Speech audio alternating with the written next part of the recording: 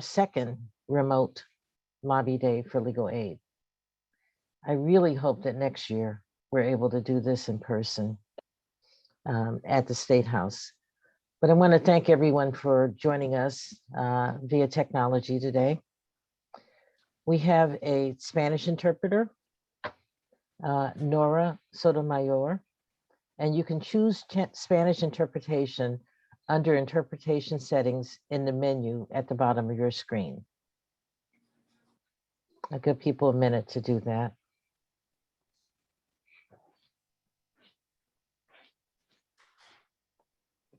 I know we have GBLS staff and board members here, GBLS clients and partner organizations and representatives from many of the legislative offices. Feel free to drop your name into chat so that we know who's here. And again, I thank you all for showing up today. Your voice really does make a difference. For some of you, I want to give a bit of background about GBLS. Since 1900, GBLS has been providing some form of free legal help to income-eligible people in the Boston area, helping families and individuals take care of critical legal issues and access the basic necessities of life, including housing, unemployment assistance, safety from violence, and access to health care. In addition to direct client services, we also engage in legislative and systemic law reform advocacy in an effort to help all residents of the Commonwealth. You know, over the last year, actually over the last 2 years, we've been remote. And during that time, it doesn't mean that because we weren't in the office, we weren't doing work. We have been doing a lot of work, and just some highlights of some of the things that we've done over the last couple of years. Both in 2020 and 2021, we handle half again as many cases as we did in 2019 when we were all present. And this is due to the stellar work, dedication, and commitment of our staff, many of whom, even at their own personal risk, came into the office, went to court, and represented people who needed our services. Achievements that we made during that time frame, particularly on dealing with systemic challenges, was around accessing accessing and retaining childcare, because as you know, childcare has a direct impact on family stability. We worked with incorporating an issue on a variety of resources potentially available to our clients. We conducted a multifaceted campaign to ensure that low-income families have access to childcare through the Massachusetts Department of Early Education and Care. We initiated a process working with EEC to bring fees in line with the federal guidelines to make childcare more affordable for our clients. Right after the schools closed in the Boston area, we worked on a federal and state level to make sure that kids were able to access the educational support that they needed. We've done a number of sort of systemic advocacy work, particularly around unemployment and benefits and making sure that people were able to get the federal stimulus payments. We represented a number of people who were not required to pay taxes in order to help them file for their taxes to qualify for the federal stimulus. And on a large scale, we worked really hard to create a moratorium against evictions in Massachusetts. We worked with our community partners in order to do that, and we had one of the best and tightest moratorium laws in the country. Recently, GBLS and our allies recently defended the Boston-based moratorium from an attack by others who did not feel like we should have a moratorium on evictions. We also co-led a campaign that succeeded in repealing the welfare family cap, which excluded about 8,700 children from receiving welfare cash benefits. These are just a few examples of the things that we've done during the time of COVID. It's become clear during the COVID era that legal aid is an essential service, and GBLS served more people than ever. There were more people who qualified for our services during the COVID era, and the economy has not yet improved. The need for our services is not declining, and our advocates continue to rise to the challenge. I am really thrilled that we have a strong turnout of GBLS clients, allies, and staff signing on to support legal aid. It's important that legislators hear from you.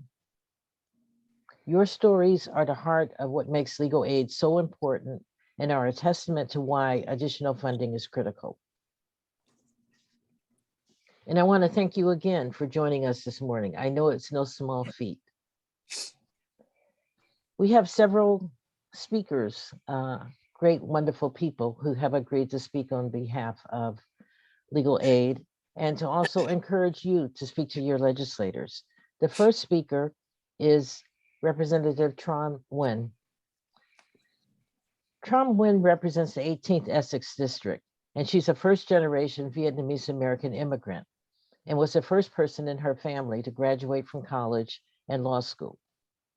She's a graduate of Northeastern University School of Law, and she started her legal career working at Greater Boston Legal Services. She was a legal aid attorney working on behalf of domestic violence survivors, workers, seniors, veterans, and children. She also engaged in legislative advocacy and worked with statewide coalitions. She worked with lawmakers, lawmaking bodies to push for laws that address issues of racial and economic justice and to protect the rights of the most vulnerable population. Tran was first elected to the office in November of 2018 and is the first Vietnamese American woman elected to office in the Commonwealth. The first Asian American on the board of directors of the Massachusetts Caucus of Women Legislators, and the first Asian American woman to serve as vice chair of a committee. Tran is currently vice chair of the Labor and Workforce Development Committee and a member of the House Committee on Human Resources and Employee Engagement, the Joint Committee on Mental Health, Substance Use and Recovery, and the Joint Committee on Municipalities and Regional Government. As a legislator, Tran has given the Women's Empowerment Award. She was given the Women's Empowerment Award, the Asian American Women Political Initiative Legislator of the Year Award, and the Young Democratic Elected of the Year Award. She also received Council of State Government 20 Under 40 Award. We are very fortunate to have Tran with us. Welcome, Representative Nguyen. Hello, thank you so much, Jackie. I really appreciate the kind words, but also the update on the important work that you all are doing at GBLS. Really, and thank you to everyone in attendance today. It's so great to see many of you clients, former colleagues, board members, and supporters. And it's also so wonderful to see many of my current colleagues and your staff who have been so supportive of legal services. And it just shows just how important it is for you all to be here. Your work as advocates is truly vital, not only in passing important legislation, but in supporting legal services work in the state budget. As Jackie mentioned, I began my career as an attorney with Greater Boston Legal Services and alongside my colleague, Senator Lydia Edwards. It's so great to call her that. So it's like coming home to you all. You all have such a special place in my heart. And the work that you do informs everything that I do now. My advocacy for legislation to help vulnerable communities and truly my understanding of the disparities that exist and are growing among diverse populations in our state. In fact, it was my work at GBLS that led me to become a legislator. As I worked to help my clients navigate the legal system, too often I realized that the system didn't work for them. So I decided to work to change that system so that it would include and protect people of vulnerable communities. And it was with all of your help that I am in this position today and being able to work on these very important issues. And like you now, I advocated with legislators to pass bills like paid family medical leave, bilingual education, the fight for 15, and earned income tax credit. It was truly such a pleasure learning from all of you what effective advocacy looks like. And in advocating for immigrants and victims of domestic violence and exploited workers, I learned just what the legislative process how it should include people, how it should include stories, and how we can work together and collaborate with elected officials to make policies that are sound, that includes everyone without leaving people behind. And at a certain point, back in 2018, I decided to run for office to become a state representative so I could push for these reforms. But I wanted to do that within the state house. But even as a legislator, I retained my roots as a GBLS attorney. And as I said before, it informs everything that I do now. I was so proud to partner, and I've been so proud to partner with GBLS attorneys on so many of my bills, whether that's tax relief for unemployed workers, which passed last year, thanks to many of my colleagues here on this call, and on legislation to help survivors of domestic violence, provide relief for people in debt, and to protect injured workers, which we are also fighting for this very session. And we really certainly need your help with that. And so I'm so grateful for many of the former colleagues who are partnering with me on these bills. I couldn't do that without your expertise and your knowledge, and just your heart and compassion really helps drive this work.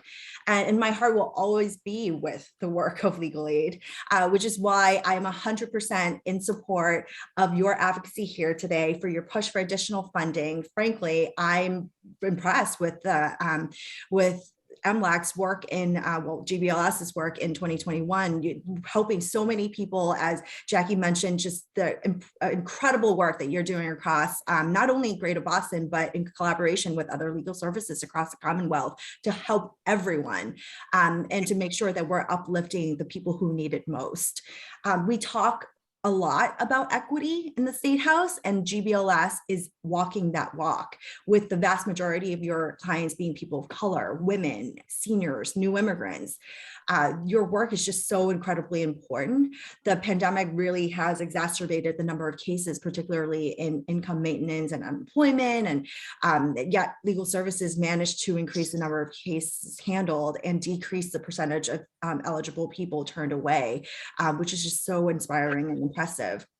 And still turning people away is, I understand, I remember how it was. It was so heartbreaking, especially when they are eligible and desperately in need of legal help. And so it's imperative that we support the work that you do, especially in the state budget. And I join you in advocating for that increase to $41 million. The budget's coming up, the House gets it in April, and then the Senate gets it in May. And so I look forward to working with my colleagues to make sure that we continue to support your work, because I know just how important this work is, because I met the clients, because I've worked with the clients and I've heard their stories. And I want to remind you just how important those stories are. So for today, when you go advocate with your elected officials, I encourage you to share those stories. Tell them about the people that you've been helping and those who still need help. All of these stories have others, all these people have stories to tell. And it's so important that you use these stories to motivate the elected officials to fight for those people in the state budget. And so Massachusetts Civil Legal Aid have certainly reduced the number of people turned away to, I believe it was 57%, meaning that there's still over 40% of people who need help. And we want to make sure that we continue to address that. We have a long way to go, but our goal should always be to help 100% of people who come to us with need. And so with that in mind, I wish you the best success as advocates with your representatives. Your advocacy truly matters. Thank you so much for having me here with you today. And I'm always so thrilled to be a part of this. And I miss being in the State House to catch up with you all. But like Jackie, I really hope that we can return next year and be together in person. But I hope you all stay well. Thank you so much. Thank you, Representative Nguyen. That was Thank great, you. and your passion really shows through. So I am glad that you are on our side. Not that I had any doubt. Thank you so much. Another strong advocate for legal aid is Senator Lydia Edwards. Senator Lydia Edwards is a career advocate. She's an activist and a voice on behalf of society's most vulnerable. She was raised all over the world by her military mom, but chose to make East Boston her home. Prior to being elected to the state Senate and Boston City Council, Lydia worked extensively in the legal field. She worked as a public interest attorney with Greater Boston Legal Services, focusing on labor issues such as fighting for access to unemployment insurance, back wages, fair treatment of domestic workers, and combating human trafficking. Additionally, she coordinated a statewide campaign to pass the Domestic Workers Bill of Rights. And she won. Following the bill's passage, she was named Bostonian of the Year, honorable mention by the Boston Globe. While her title may change, her values never have. Lydia Edwards has always been on the side of the underdog, and she's found new ways to take and make change in every new role that she had. As a state senator, Lydia is continuing to fight for workers, renters, unions, immigrants, teachers, to make our Commonwealth more affordable, more inclusive, and more democratic. Lydia was raised by her mother, a veteran of the U.S. Air Force and current union worker with the Veterans Administration. Lydia graduated from American University, Washington College of Law, and received an LLM in taxation from the Boston University School of Law. And she actually did that at the time that she was doing the domestic workers campaign. I don't know how she puts in all of these efforts and gets all of these positive results at the same time. And in addition to all of that, she lives in East Boston and loves to run on the waterfront, practice martial arts, and outlift Mayor Wu. And it's also been heard that she has been skydiving. Please welcome Senator Edwards. Hi. First, a real quick correction. I've never been able to outlift Mayor Wu. It was Mayor Walsh actually that I beat him on a deadlift. So just to be clear. Okay, I won't let her know that. Trust and believe. She has so much on her shoulders right now. I as you know, I'm a fan of our mayor, and I'm very supportive of her and her efforts. But this is, again, like with Trom, who I met at GBLS. She was just a couple floors on above me, actually. I think you were on the 8th floor. I was on the 5th floor, Trom. And we used to meet, have lunch, and talk to each other as young attorneys. We're still young attorneys. And we used to talk about the systemic justice that we would fight for. And now look at us in the State House doing just that. And I have to say, look at GBLS and the family that it continually forms and grows and motivates and cultivates.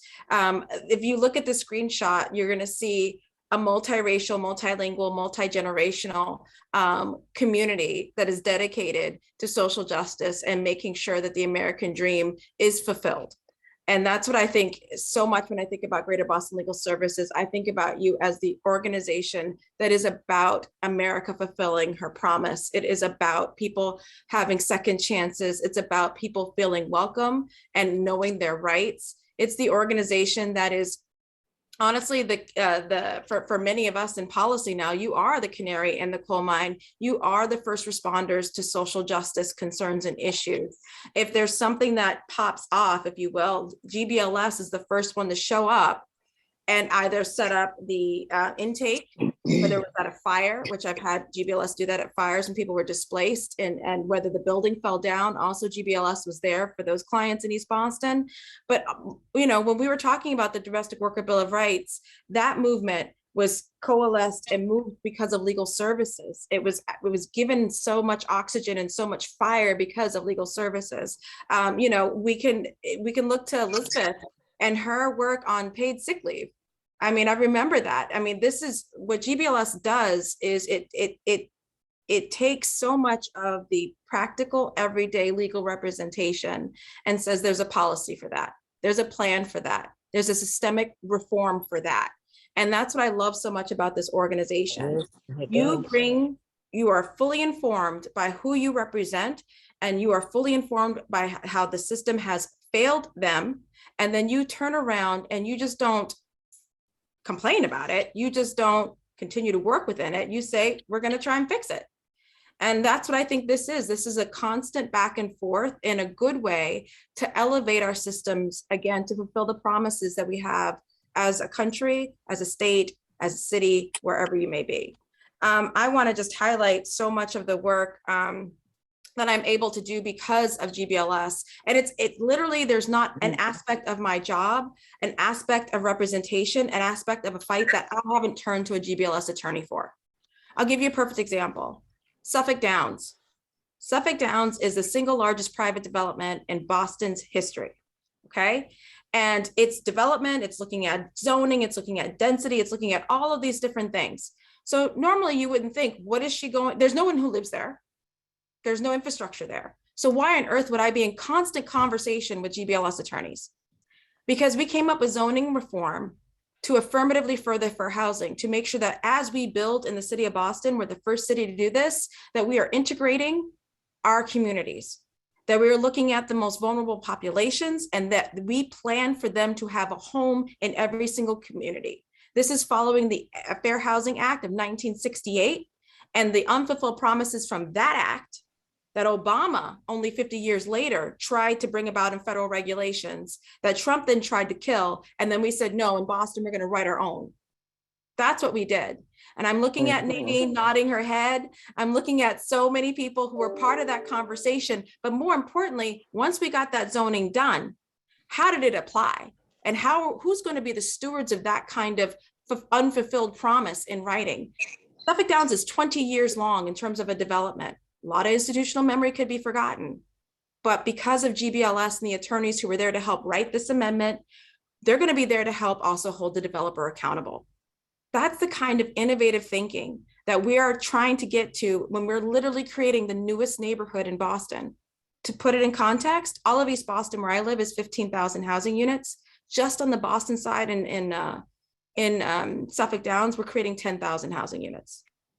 Well, now I'm the senator for the entire campus, which includes Revere, which is another several thousand units. And it's how that is developed and how it grows. We will be able to close, hopefully, the racial wealth gap. We'll be able to provide home ownership opportunities. We'll be able to learn from the mistakes that we have made or the institutional outright racism, such as redlining, that we did in every single community that we have. And GBLS will be there to help guide that moral compass. That's what I am talking about. It is not just the incredible, immediate running to court, dealing with the emergencies when our society, when our moments are on fire, you guys are there. But it's also seeing so far into the future of us being our better selves and coming up with the policies to do that, that makes me a better advocate. You know, Tram and I both cut our teeth, I think, and learned how to advocate and learned how to come in and out and see the law for what it can do, but also how it has failed people. And so that's why I'm so proud of her leadership when it comes to language justice, when it comes to immigrant justice. And of course, yesterday we can all clap our hands for the Mobility Act getting out of the House. Yay! And we all know GBLS was there in many cases, and legal services in general was there in many cases to represent and fight for immigrants who were being pulled over for driving without a license. The fact of the matter is, we see humanity in everybody and believe that everybody is deserving of a voice and a fighter. And so Tram and I are still fighting for right to counsel to make sure that that becomes an institutional conversation for us that is funded by our state house. We're still fighting to make sure that we are expanding legal services. That's how much you have changed our society. We know you need to be everywhere. And you guys have done not only just an incredible amount of work. I thank you so much for the statistics. 2,000 cases just in my Senate district alone. 2,000. Thank you very much. And that helps me be a true advocate. But those are the kinds of numbers that are very important for us to see as lawmakers. And I think about, there are a lot of people, senators, who don't have a legal services. There's legal services deserts in this state. And so I think of all the people who fell through the chasms, if you will, in other parts of the state. And I think in so many cases, you guys have done more than your fair share of helping to represent and fight for so many people. So I'm here. I'll always be here. You guys helped me to get here. And I am grateful for that. And I'm grateful for you standing on my side, holding me accountable, helping me continue with the moral compass to make sure, again, America fulfills her promises. So thank you so much. Thank you for having me today. Well, thank you, Lydia. We are very grateful that you and Trom are where you guys are. You're passionate about legal aid. You've experienced legal aid, and we are so, so happy to have you in our corner. So thank you very much.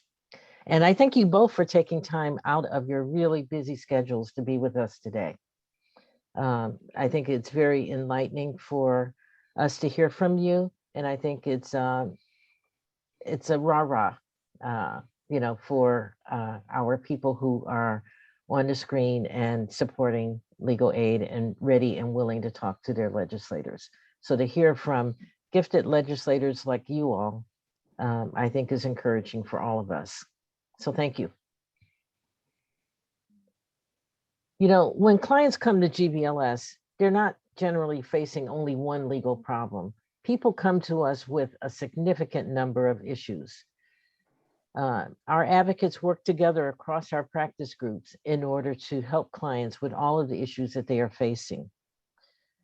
We will show you a video of a speaker who recorded her story to share with you today to demonstrate the importance of legal aid, not just in housing, not just in access to income, but the combination and the impact of having the ability to go to a legal aid office and get assistance on a variety of legal issues in order to move the ball just even a little bit forward.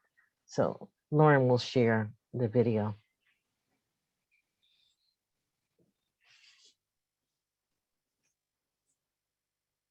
Good afternoon. It is a pleasure and a privilege to be here today. My name is Isabel Eckelhofer, and I am issuing this statement in support and acclaim of Greater Boston Legal Services, a nonprofit legal services agency whose assistance on my behalf over the past year has been absolutely life-saving. GBLS's mission, efforts, and work in support of disadvantaged populations and individuals here in the Boston area are beyond invaluable in keeping the city's vulnerable populations from ending up in dire and potentially catastrophic personal and legal situations. GBLS is a life-saving organization staffed by some of the most dedicated, brilliant, and unstoppable attorneys anywhere. It is therefore critical and imperative that this agency continues to receive the funding that it needs to go on providing the critical services that it provides. I would know. Exactly 1 year ago this month, I was one of those individuals who was financially destitute and facing homelessness. I am legally blind, and due in part to this severe visual disability, as well as due to the loss of income brought on by the COVID-19 pandemic, I had gone through my entire life savings and was facing eviction from the landlord in whose building I had lived for the last 9 years and had always paid rent out of pocket, dutifully, and on time. I have a bachelor's degree in biology. I went to Framingham State University and studied pre-med. I then got a job after graduation at Harvard Medical School doing lab science in the laboratory of a pioneering researcher in cancer research. I then moved on to the biotechnology and pharmaceutical industry and continued to do scientific research for them, specializing in preclinical drug development. During this time, I also went to grad school, focusing on a PhD in clinical psychology at Suffolk University, and was working 3 and 4 jobs the entire time. I have been a member of the Boston workforce for 25 years. And throughout those 25 years, I've always done my best to contribute to society, to volunteer for organizations, to lead a healthy and holistic lifestyle, to be socially active in the city, to donate to charities, and generally to ensure not just my own financial survival and future, but to help those around me as well. So I'm not sure how I ended up homeless and financially destitute, aside from the fact that I am legally blind and my bad eyesight prevented me from being able to effectively navigate the application systems for government benefits and agencies that should have been much more functional in providing access to all types of applicants, regardless of disability or age or societal status. I found myself going through my entire life savings just to pay for basic living expenses because the unemployment assistance that I had applied for in October of 2020 took over 9 months to be paid out. And who has 9 months worth of life savings lying around? I certainly didn't. And so 5 months into waiting for these benefits to be released, my landlord decided to start an eviction process against me, even though they knew that I had applied for rental assistance and was waiting for that application to be processed. But again, because I was visually disabled and unable to navigate websites, application websites, the application that I had put in for rental assistance in December of 2020 was not paid out until May of 2021, which is 5 months.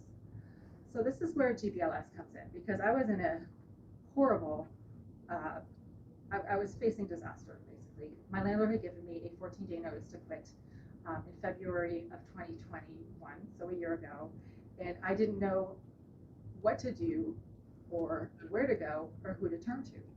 Most people do not have the thousands of dollars lying around in order to begin to secure legal assistance, because when you go to a law firm, they ask you to pay a retainer, and it's usually a couple $1,000s.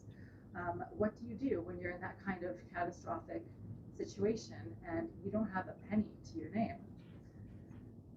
So this is where Kristen Hardwick comes in. And let me tell you a little bit about Kristen. I have a statement prepared about her because I want to make sure that everything that she does is recognized and mentioned here. So Kristen Hardwick, in March of 2021, fearlessly took on my complicated and very dicey housing situation when, as I mentioned, through no fault of my own, I was facing eviction and homelessness from an overzealous and trigger-happy landlord who had proceeded with the eviction of my 9-year tenancy while in the midst of an eviction moratorium and of a global pandemic. Kristen took this on anyway. She was brave and fearless, and thanks to her swift and tireless intervention, my tenancy was saved, and the court hearing for the eviction was canceled, even though it had already been scheduled and was on the books. As I write this, Kristen Hardwick continues to work on my behalf in obtaining and renewing rental funding, something that I would not be able to do on my own, because again, I can't see anything. Everything is a struggle when you literally can't see. In May of 2021, Kristen very kindly and generously referred me to Hannah Tanabe, who is also a staff attorney here at GBLS. Hannah specializes in intervention and advocacy on the part of clients who are facing the kinds of challenges that I was facing with the Department of Unemployment and who are struggling to obtain the benefits that they are rightfully owed. Hannah is a hero, and she immediately tackled an incredibly tough and tangled mess left by the dysfunction and ineffective infrastructure at the Massachusetts Department of Unemployment Assistance. Over the last 10 months, Hannah has navigated an arduous process in retrieving funds that have been owed to me by DUA. This has taken nearly a year to resolve, and Hannah's continuous intervention and ongoing assistance has been nothing less than heroic. She is an absolute superstar, and I cannot say enough wonderful things about her. My living situation and livelihood were both rescued by the tireless advocacy and dedicated hard work of Kristen Hardwick and Hannah Tanabe, these two talented and amazing attorneys. Kristen Hardwick. On my behalf, and on behalf of disabled and disadvantaged clients, is beyond invaluable, not just to the clients and to their families, but to the overall community and to our society and nation. Legal services and representation are currently a luxury that very few people in today's pandemic weakened economy can afford. As I mentioned, most people don't have the few $1,000s necessary to pay in retainer fees just lying around. I certainly didn't. And this is where organizations and agencies such as GBLS are absolutely critical for the survival of society's most vulnerable. In spite of all of my efforts over the last 30 years in investing in education and career, I had unwittingly become one of society's most vulnerable. And I'm sure I'm not the only one who is in this situation in spite of their best efforts and in spite of all of the years of work that they've put into contributing to society. There are not enough words to describe the infinite gratitude that I have for this phenomenal organization and the life-saving and utterly transformative role that they have anywhere. I only wish that I had the financial means right now to donate funds to GBLS and to its staff that has done so much to help me over the last year. What I do have is a story of my experience with GBLS that can hopefully speak even louder as to the incredible necessity for continuing to fund this organization, its amazing staff attorneys, and the invaluable work that they do. Thank you, Kristen and Hannah, for your tireless work and for everything that you do to help society, to help people such as myself, and the miracles that you perform every day to those who otherwise would have little hope and recourse in the face of daunting challenges and imminent disaster. I cannot thank you enough again.